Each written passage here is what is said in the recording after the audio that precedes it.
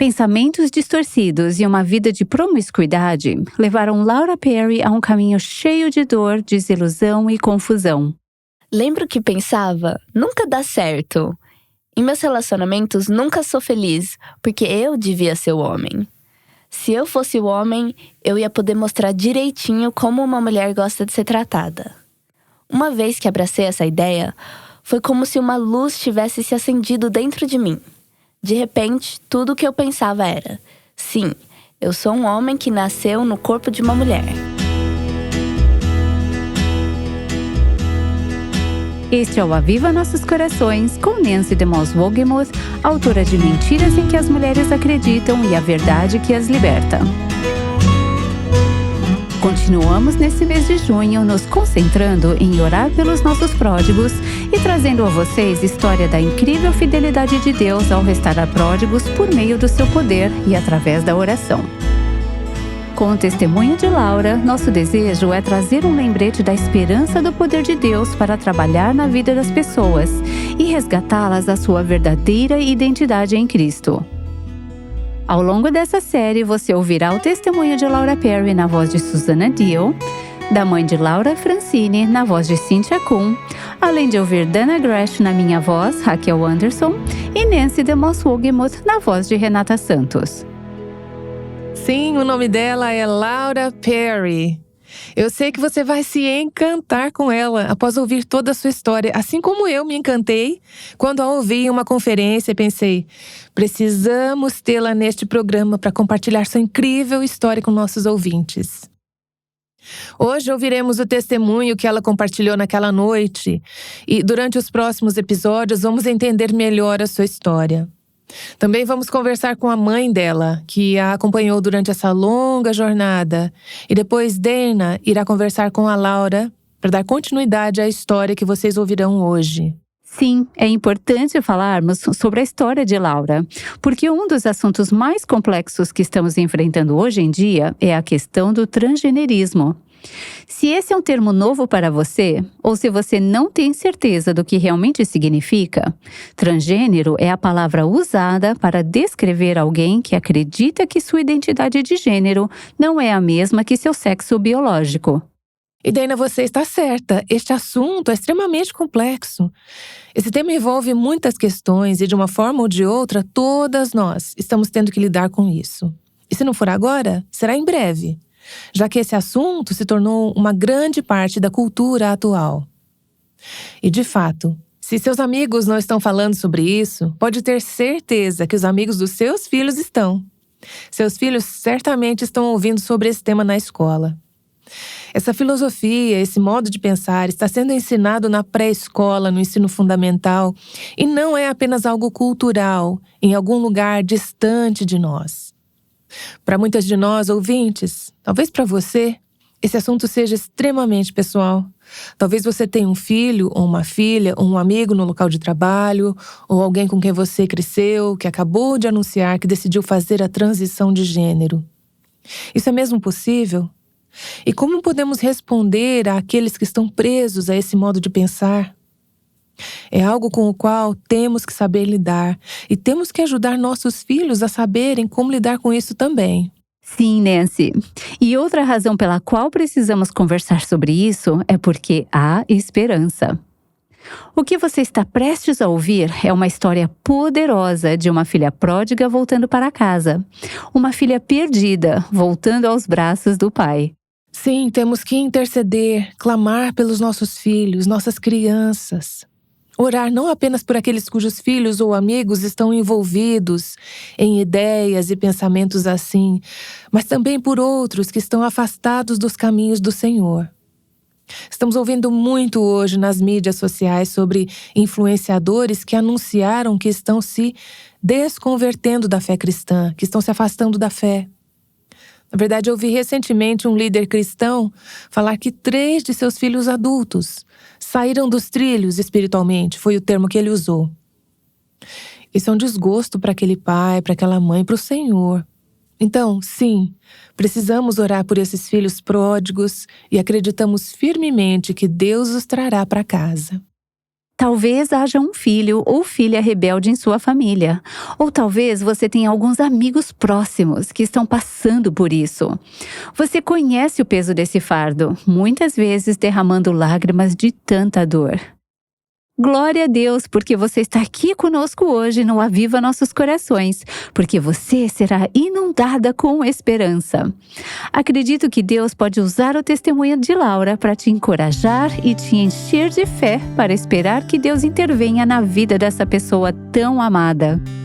Sim, Senhor, eu oro para que o Senhor faça exatamente isso hoje. Há alguém ouvindo, há uma mãe, uma avó, um pai, uma irmã, uma amiga, uma tia, uma professora.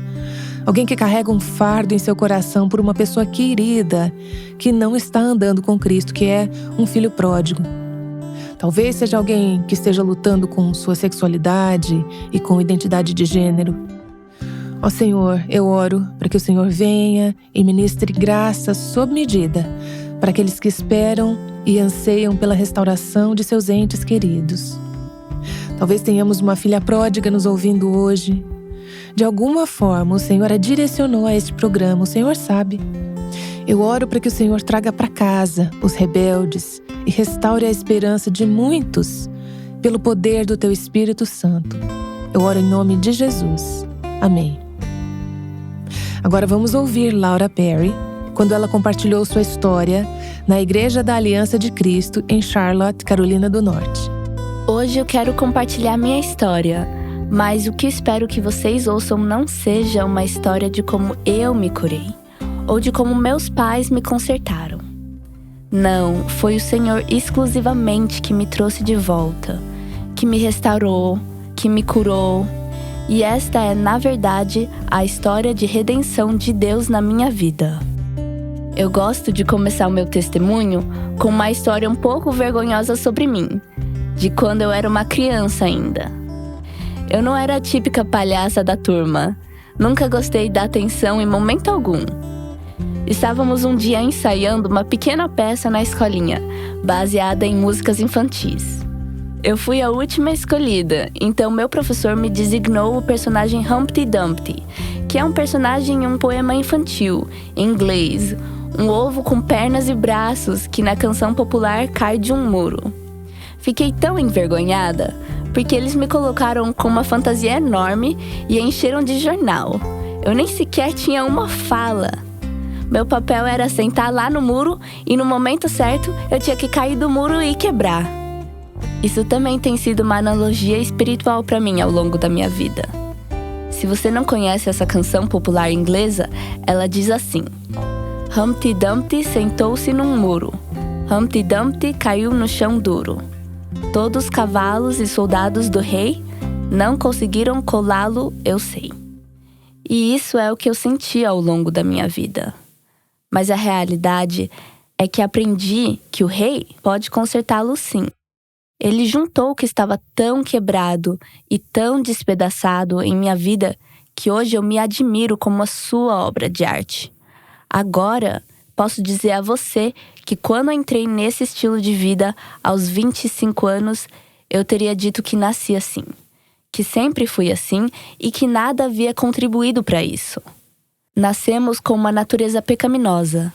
Nascemos com desejos que não são naturais.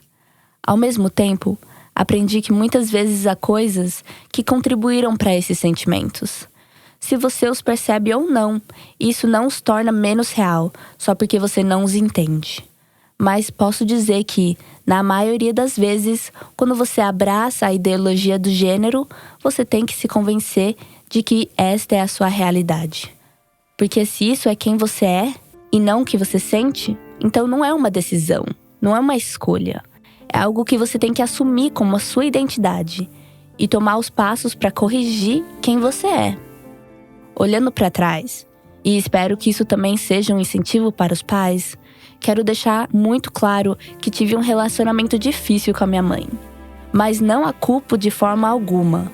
Eu entendi que nenhum pai ou mãe pode ser perfeitos. Na verdade, Deus foi o pai perfeito, e seus filhos, Adão e Eva, se rebelaram no jardim do Éden, no paraíso, sem nenhum pecado ainda no mundo. Não havia guerras ou doenças e nenhuma dessas outras coisas que acontecem em um mundo caído. E mesmo assim, eles se rebelaram contra o que Deus havia ordenado. Mas, ao mesmo tempo, como já disse a alguns pais várias vezes, somos todos pecadores, criando outros pecadores. Todos nós temos nossos próprios problemas. Todos nós temos nossos próprios traumas. Coitada da minha mãe. Ela vai compartilhar o testemunho dela, em que ela fala como se tornou uma espécie de fariseia legalista. Ela estava se esforçando tanto com o esforço próprio para agradar a Deus, servindo em todos os ministérios que ela pudesse. Ela se imaginava, de certa forma, numa esteira ergométrica para Deus, correndo o mais rápido que pudesse, sem chegar a lugar nenhum. Foi mais ou menos assim comigo. Ela sempre estava fazendo coisas para mim, mas nunca me querendo por perto. Então ela sempre dizia: vai embora, sai de cima de mim, me deixa em paz. E esse era o tratamento que eu recebia muitas vezes. Eu era muito próxima do meu pai e do meu irmão, e passava todo o meu tempo com eles. Isso começou a criar muita confusão em mim quando criança. Eu penso nisso hoje e entendo que minha mãe me amava muito, muito mesmo, mas eu não conseguia entender isso na época. E é aqui que o inimigo usa as brechas em nossas vidas e sussurra mentira em nossos ouvidos. Quando escolhemos acreditar em suas mentiras, é como se a vida passasse por um filtro. Essas várias experiências que passei com ela iam se acumulando e dizendo: viu? Na verdade ela não te ama. Veja, ela realmente gostaria que você fosse um menino. Porque ela era muito mais próxima do meu irmão. E havia vários motivos para isso. Acho que um deles era apenas a personalidade. Mas também a minha mãe havia tido abortos espontâneos de 2 meninos entre meu irmão e eu. E acho que ela ainda estava em luto por aqueles 2 meninos. Mas comecei a acreditar, quando eu era criança ainda, que minha mãe queria que eu tivesse sido um deles e não tivesse nascido menina. E assim eu comecei a assumir essa identidade. Eu me imaginava como menino e escrevia histórias sobre isso. Na infância, nunca tinha ouvido o termo transgênero. Eu nem sabia que havia algo que eu pudesse fazer sobre isso. Este era apenas um mundo de fantasia em que eu vivia, mas com o passar dos anos tornou-se cada vez mais evidente. Quando eu tinha 14 anos, me disseram que eu tinha um síndrome de ovário policístico, o que significava que eu tinha cistos nos 2 ovários. Eu sentia dores constantes, dores muito, muito fortes. Além disso, me disseram que eu provavelmente nunca me engravidaria. Então, eu fiquei com muita, muita raiva de Deus. Eu pensei, se Deus me fez assim, uma menina em vez de menino, só para eu ser rejeitada pela minha mãe, porque era assim que eu via, e ainda com esse sistema reprodutor feminino que eu nem queria ter, e não vai me servir para nada além de dor, porque nem mesmo vou poder ter filhos, eu pensei.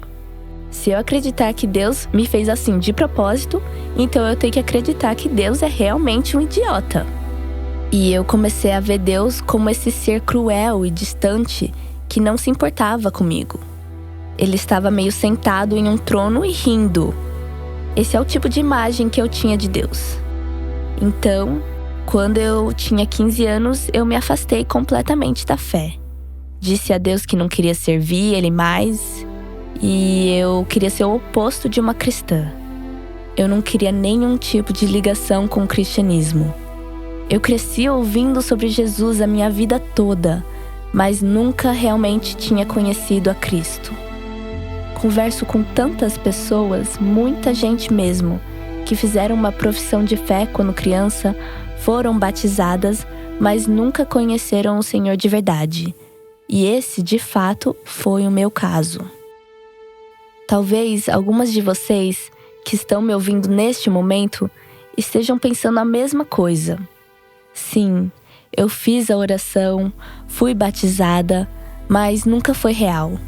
Se você se encontra nessa situação, eu espero que você veja que há uma diferença entre acreditar intelectualmente e realmente colocar sua fé e confiança em Cristo. Eu nunca soube que Cristo era real. Então nunca conheci seu amor. Eu nunca havia conhecido a sua paz. Eu nunca soube como era vê-lo agir de verdade em minha vida. Sério, é um milagre eu não ter ido parar em uma seita satânica. Acho que era pra onde eu tava indo, mas pela graça e misericórdia de Deus, isso não aconteceu. Eu tava andando por um caminho bem sombrio, marcava presença em várias festas, me envolvendo em situações promíscuas na tentativa de aliviar a dor que sentia através das conexões com outras pessoas, né? Eu costumava pensar, se eu conseguir despertar o interesse dos homens, talvez eu me sinta melhor. Na real, eu não tinha a menor atração por mulheres naquela fase. E isso é uma coisa que nem todo mundo percebe, que nem todos os transgêneros são atraídos pelo mesmo sexo biológico. Na verdade, uma grande porcentagem é atraída por seu sexo oposto natural. E eu também era. E eu não queria um relacionamento com mulheres naquela época. Mas antes de seguir o caminho transgênero, eu estava me entregando à promiscuidade e estava completamente despedaçada. Eu decidi que faria tudo o que os homens quisessem. Mas quanto mais eu cedia, mais eles me tratavam como lixo. E eu não compreendi o valor real que Deus atribui, especialmente a nós mulheres, mas também aos homens. O casamento é algo tão sagrado para Deus que precisa ser protegido. No entanto, eu estava me entregando de graça, sem pensar e sendo tratada como se fosse completamente descartável. Depois de muitos anos nessa vida, inclusive com vício em pornografia, uma batalha de qual eu não conseguia me livrar, eu me vi afundando nesse caminho terrível e sombrio. Depois de tantos relacionamentos ruins, eu tive um relacionamento péssimo. A gente tinha planejado um final de semana romântico, mas eu ficava pisando em ovos com ele o tempo todo. Ele tinha um problema sério com álcool, e o final de semana foi um desastre. Naquele momento, eu lembro de ter pensado, sabe, a razão pela qual esses relacionamentos nunca dão certo, a razão pela qual nunca sou feliz, é porque eu devia ser o homem. Se eu fosse o homem, eu mostraria a eles como uma mulher deve ser tratada. E isso de fato acontece no transgenerismo.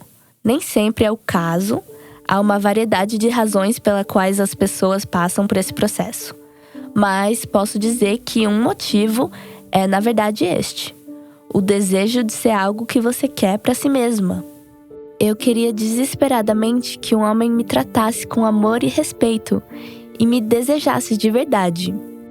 Mas porque eu não estava recebendo esse tipo de tratamento, decidi me tornar esse homem. Eu não tinha consciência disso na época.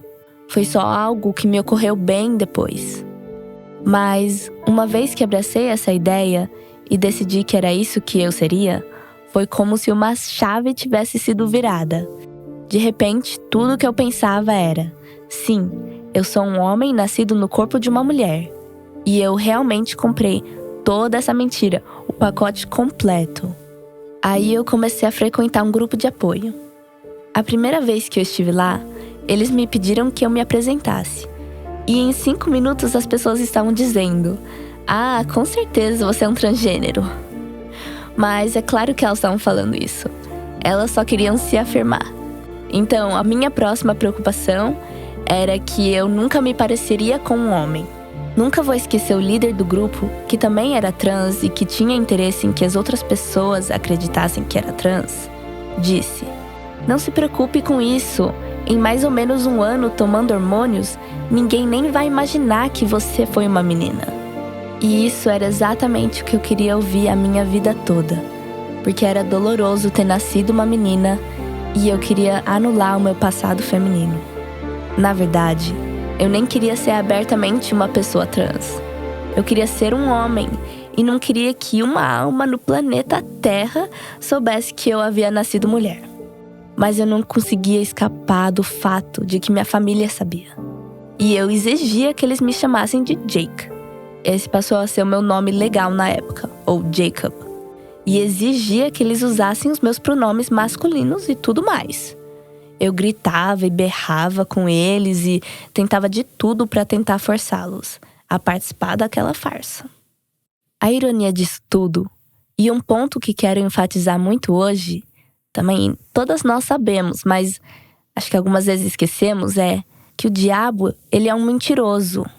E ele contou tantas mentiras aos meus pais e me usou para transmiti-las também. Mas vou compartilhar apenas algumas das coisas que ele sussurrava em meus ouvidos. Algumas delas eram os próprios pensamentos de meus pais, seus próprios medos, coisas desse tipo. Eles sempre estavam me dizendo: "Você tá com tanto ódio no seu coração?" E eu falava isso pra eles: "Vocês são pais horríveis. Que tipo de pais cristão vocês são?" Eu vivi assim por quase 9 anos. E a realidade é que o momento que eu mais me senti amada por meus pais, durante todo o tempo que eu vivi com eles, foi na noite em que eu me assumi pra eles. Não foram as vezes que eles fizeram um monte de coisas pra mim, e nem quando eles compravam coisas pra mim, ou gastavam muito dinheiro comigo, o que provavelmente não deveriam, porque eu estava desperdiçando todo o meu dinheiro com todos esses procedimentos médicos. Mas o momento em que realmente eu me senti mais amada por eles foi na noite em que eu me assumi pra eles.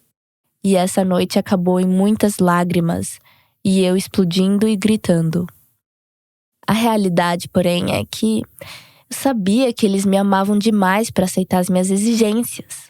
E eles choraram, imploraram, suplicaram. Eles disseram: "Vamos conseguir ajuda para você. A gente faz qualquer coisa, por favor, deixa-nos ajudá-la. Vamos começar um aconselhamento." E eu não queria saber de nada disso.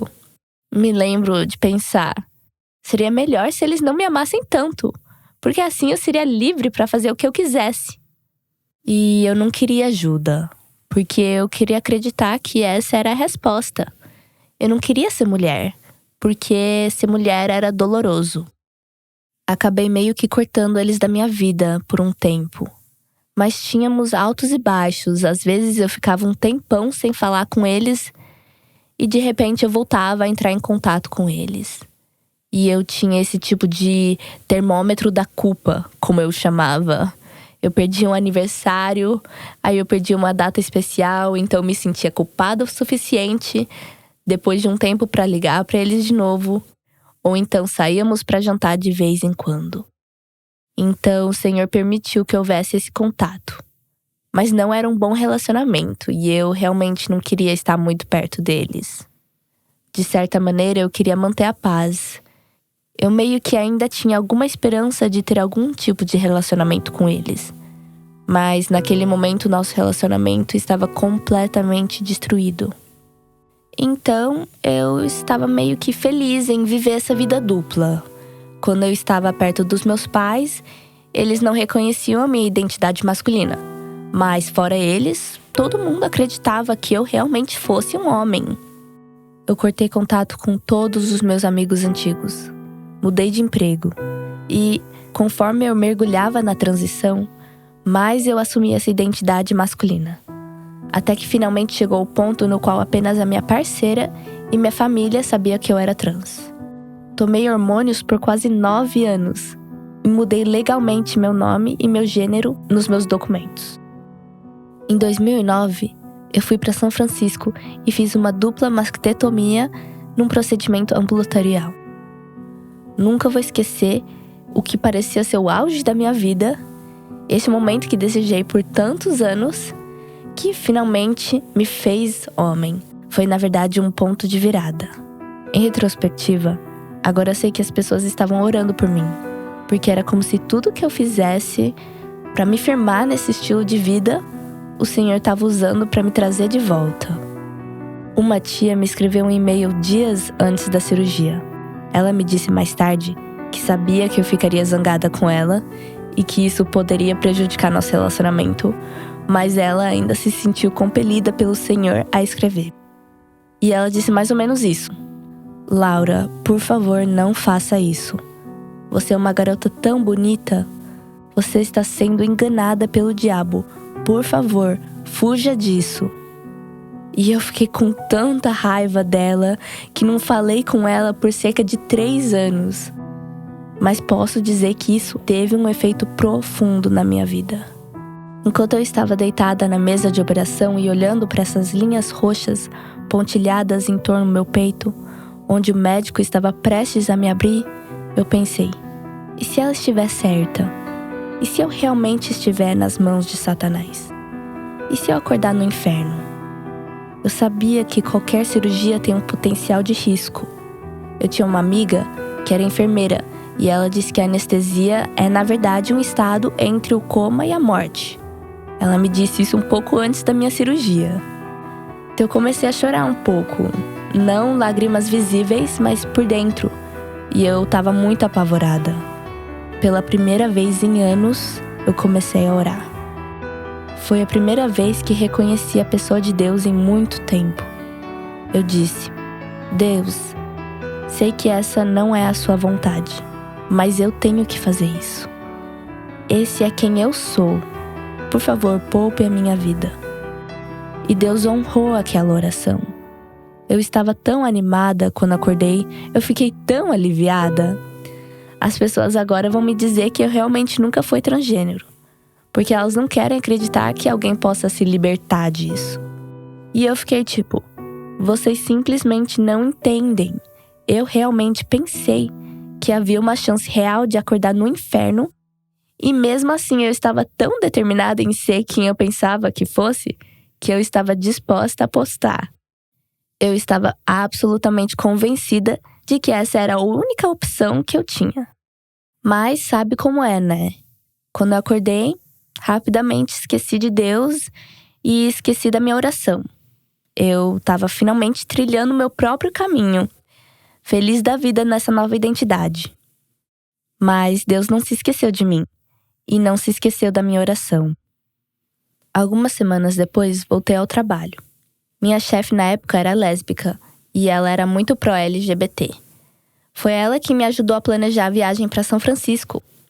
E ela estava super animada com a minha decisão. Eu tinha sido premiada como o funcionário do mês no mês anterior e ela me amava. Mas algumas semanas após a cirurgia, ela veio para mim um dia, me encarou e disse: olha, não sei o que está acontecendo aqui, mas você está deprimido.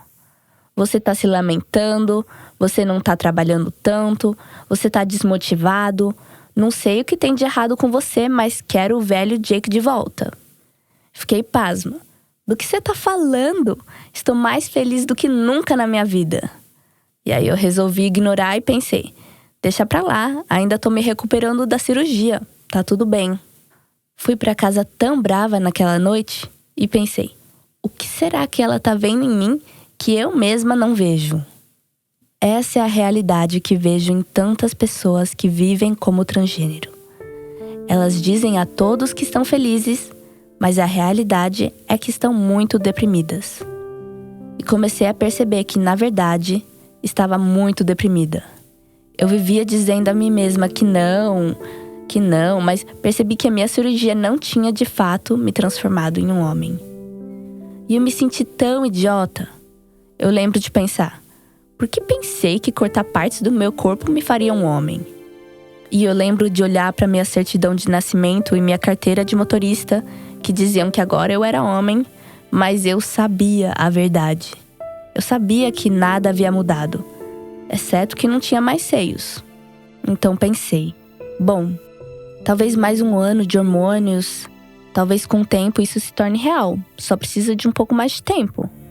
Então mais um ano de hormônios se passou. E eu ainda sentia o quanto tudo isso era falso. Nada daquilo estava resolvendo o meu problema. A disforia de gênero não foi de fato a melhor resposta. Na verdade, foi a pior em muitos aspectos, porque agora todo mundo acreditava que eu era um homem, mas eu sabia que estava vivendo uma mentira. Por fim, eu pensei: bom, é porque eu tenho todos esses órgãos femininos. Então, quando todos os órgãos femininos se forem, não terei mais os hormônios femininos e finalmente serei um homem. E então, em 2012, removi todos os órgãos femininos. E mesmo assim não resolveu. E eu fiquei arrasada quando eu percebi que mais um procedimento não tinha me transformado em homem.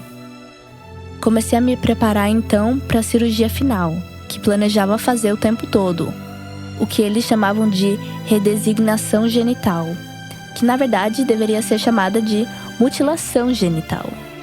Ninguém diz, na verdade, como essas cirurgias são horríveis e os danos que elas fazem com as pessoas e como elas mutilam as pessoas. Essas cirurgias eu não posso nem descrever e não vou descrever aqui, mas posso dizer a você que isso não é algo que se deseje para o seu pior inimigo, especialmente para as meninas. É muito artificial. Não só isso, elas geram sérias complicações. Tem uma garota que eu vi no YouTube que fez 31 cirurgias corretivas porque ficou muito ruim, e ela não é a única. Além disso, disseram que havia uma possibilidade muito alta de perder toda a sensação sexual. Fiquei arrasada, e agora? Ali eu estava, meio caminho andado, e o que eu devia fazer agora? Nunca ninguém tinha me dito o que eu devia esperar. Eu não tinha pensado no fato de que não seria capaz de gerar meus próprios filhos. Eu simplesmente não tinha pensado como isso funcionaria biologicamente. E eu fiquei tão arrasada. Lembro de me sentir como uma espécie de aberração intermediária. Eu comecei a entender que nunca seria homem, mas eu também não queria ser mulher. Eu lembro de pensar, bom, isso é tudo que eu posso ser. Então eu entrei em depressão. Acho que se não fosse pelo meu parceiro, eu teria me suicidado. As pessoas tentam assustar os pais, dizendo: se você não deixa o seu filho fazer a transição, ele cometerá suicídio. Bom, estudos mostram que, na verdade, as taxas de suicídio são iguais. Alguns estudos mostraram um pouco mais baixo, outros mostraram mais alto. Mas, pelo menos, taxas muito altas de suicídio após cirurgias, porque as pessoas começam a perceber o engano que cometeram. E há milhares de casos assim. Eu não sou a única. Existem milhares e milhares que se arrependeram de sua mudança de sexo. Walt Heyer começou um site chamado Sex Change Regret, Arrependimento de Mudança de Sexo, em tradução livre. Acho que foram mais de 100 mil pessoas que acessaram seu site. Milhares e milhares se arrependeram, e essas histórias nunca são divulgadas na mídia. Eu não sabia mais o que fazer. Bom, Deus estava trabalhando no meu coração ao longo dos anos, meio que me preparando para aceitar a ideia de um Deus. E eu estava meio que aberta a isso, pelo menos um pouco, mas eu não queria ser uma cristã. Minha mãe, em determinado momento, me pediu para fazer um site para esse seu estudo bíblico. E eu quase não tinha contato com meus pais naquela época. Como eu disse antes, essa não é a história de como a minha mãe descobriu como me consertar. Na verdade, ela tentou me consertar durante toda a minha vida. E essa foi a primeira vez em que ela não estava tentando me consertar. Então, a noite em que me assumi como transgênero foi quando a vida dela começou a mudar. Ela, de fato, entregou sua vida ao Senhor de uma nova maneira, permitindo que Ele trabalhasse em mim através dela. Quando comecei a trabalhar no site, comecei a ler suas lições. E enquanto eu li as lições, comecei a ver pela primeira vez em minha vida o coração e o caráter de Deus. Comecei a ver algo que nunca tinha visto antes sobre Deus. Eu ligava para minha mãe e fazia muitas perguntas. E conforme a gente conversava, eu percebia que minha mãe tinha mudado. Eu perguntei o que tinha acontecido e ela começou a me contar como havia sido transformada. De fato, foi naquele momento que eu soube que o Evangelho era verdadeiro. Eu soube que Cristo estava vivo, porque pude ver o poder transformador em minha mãe. Fui para casa naquela noite e comecei a confessar meus pecados. Na verdade, eu não acreditava que Deus iria me salvar. Eu pensava, já fiz muita coisa ruim. Mas comecei a chorar e orar, e nos dias seguintes continuei orando. Então o Senhor agiu na minha vida de uma maneira super radical, a partir do momento que coloquei minha fé e confiança nele. E falo um pouco mais a fundo sobre essa experiência no meu livro, From Transgender to Transformed, de transgênero a transformada. E eu fui tão radicalmente transformada. Eu sabia que nunca mais seria a mesma. Meus desejos, tudo, começou a mudar em mim quando eu entreguei meu coração a Cristo. Ele me mudou tão completamente que eu sabia que havia me tornado uma pessoa completamente nova. Me lembro de ter lido o versículo em 2 Coríntios 5,17, que diz: se alguém está em Cristo, nova criatura é. As coisas velhas já passaram, eis que tudo se fez novo. E eu sabia que agora eu era uma criatura nova. Mas eu não sabia bem o que fazer sobre ser trans. Eu dizia: tudo bem, Deus, reconheço que essa não era a sua vontade, mas não sei o que fazer a respeito agora. Eu tô meio sem opção, já fiz essas cirurgias, sou legalmente homem, eu tenho barba agora, sou conhecida como homem na sociedade. Então eu continuei varrendo a condenação para debaixo do tapete. Eu meio que não estava querendo lidar com isso, mas Deus continuou atraindo meu coração. E é engraçado. Gostamos de escolher uma ou duas pequenas passagens bíblicas e distorcer as palavras. Mas eu preciso dizer que, quando o Espírito Santo se apoderou de mim, cada versículo da Bíblia começou a me constranger sobre como eu estava vivendo, porque a Bíblia inteira te confronta. Romanos, capítulo 1, diz que você adorará o Criador ou adorará a criatura de alguma forma. Deus estava basicamente me perguntando: você vai se identificar como eu te criei ou como você quer se criar? Fazer do meu jeito não tinha dado muito certo pra mim, né? Por cerca de 2 meses, eu carreguei um fardo tão pesado que implorei ao Senhor de todo o coração para tirar a minha vida. Eu simplesmente não via saída. Eu me via em uma espécie de poço profundo e escuro do qual não conseguia sair. Eu conseguia ver o topo, mas não tinha como chegar lá. E eu estava arrasada e disse: Senhor, eu não tenho saída. Isso me lembrou de Mateus, capítulos 16, 24 a 26, que diz: se alguém quer vir após mim, negue-se a si mesmo, tome a sua cruz e siga-me. Pois quem quiser salvar a sua vida, perdê-la-á. A quem perder a sua vida, por minha causa, achá-la-á. Pois que aproveita ao homem se ganhar o mundo inteiro e perder a sua própria alma? Ou que dará o homem em troca de sua alma? Eu sabia que o Senhor estava me pedindo para me afastar de tudo, e eu não sabia o que fazer. Eu via a minha vida como um monte de cinzas de destruição. Eu dizia: Senhor, se tu podes fazer alguma coisa na minha vida, ela é tua. Faça o que quiseres de mim. Então, eu tive uma visão bem clara de Jesus de joelhos. Ele estendeu a mão para o buraco em que eu estava e me perguntou: você confia em mim? E eu disse: ah, Senhor, ok. Então eu literalmente me afastei de tudo. Me afastei de todo aquele estilo de vida. Me afastei de tudo que conheci por quase uma década. Minha parceira, meu trabalho, aquela identidade. Me afastei para seguir Jesus Cristo. No começo, me sentia como se eu estivesse morrendo. Eu sofri. Foi mais difícil do que qualquer coisa que eu já tivesse feito na minha vida. Mas quando o Senhor começou a me curar e me libertar e me mostrar quem eu realmente era, Ele começou a fazer uma grande obra em mim. E comecei a ficar tão livre. Eu me lembro de pensar: eu nunca pensei que isso fosse possível. E eu não podia ter previsto a liberdade que o Senhor me daria. Estou aqui hoje e não tenho vontade de voltar. Ele me curou completamente e me libertou. E isso aconteceu por meio da obra de Jesus Cristo, pois Ele me discipulou e me ensinou pela sua palavra. Eu quero encorajar qualquer um que esteja lutando. Romanos 12, 1 a 2 diz: rogo-vos, pois, irmãos, para apresentar os seus corpos como um sacrifício vivo, santo e aceitável a Deus, que é o seu culto racional, e sejam transformados pela renovação da sua mente. E Salmo 107, 20 é o versículo da minha vida, e diz assim: Ele enviou a sua palavra e os curou, e os livrou de suas destruições. Foi a palavra de Deus que me curou e me libertou.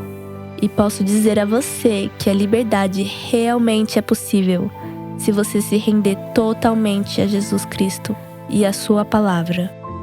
Nem todos os sentimentos desaparecem completamente.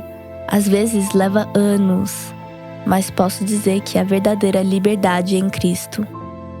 Obrigada a todos, obrigada por ter vindo e me escutado. Uau! Lembro-me de ter ficado profundamente emocionada na primeira vez que eu vi essa história. Que testemunho incrível da obra de cura e libertação de Deus na vida da Laura Perry. Vamos ouvir mais sobre a história da Laura ao longo desse mês aqui no Aviva Nossos Corações. É lindo ver, agora que a Laura já passou por essa jornada, como o Senhor a está equipando e capacitando para ajudar outras pessoas enquanto elas pensam sobre esse mesmo assunto. Eu gostaria de enfatizar que não são apenas as pessoas que estão lidando com questões de transgenerismo em suas próprias famílias que precisam ouvir essa história. Todas nós precisamos nos familiarizar com esse assunto e entender como a graça de Deus e o conhecimento da verdade de Deus podem ser aplicados a essas questões tão importantes que estão afetando a todas nós de uma forma ou de outra. Este é um ministério sobre feminilidade bíblica e queremos ajudar e equipar as mulheres para entender o que é o bom design de Deus, o que isso significa e como podemos experimentá-lo. Também li o livro de Laura Perry e é uma excelente ferramenta para nos familiarizarmos com esse assunto e entender melhor essa batalha. Recomendamos o livro de Laura Perry, Transgender to Transformed, para os ouvintes que gostariam de ler em inglês ou espanhol. Infelizmente, esse título ainda não foi publicado em português. Junte-se a nós no próximo episódio, quando conversaremos com a mãe de Laura, Francine Perry, aqui no Aviva Nossos Corações. Ela compartilhará o que está pensando e sentindo quando Laura anunciou que estava fazendo a transição para se tornar Jake. E você descobrirá como o Senhor estava trabalhando no coração de Francine durante aquele longo período de 9 anos. Queremos também encorajar nossas ouvintes a participarem do desafio 30 dias de oração por um filho pródigo. Saiba mais sobre isso em nosso site www.avivanossoscoracóis.com/desafios e experimente a liberdade que só o Senhor pode dar aos corações angustiados e desesperados de pais, mães e amigos de pessoas que estão andando longe do Senhor. O Aviva Nossos Corações, com Nancy DeMoss Wogemuth, chama as mulheres à liberdade, à plenitude e à abundância em Cristo.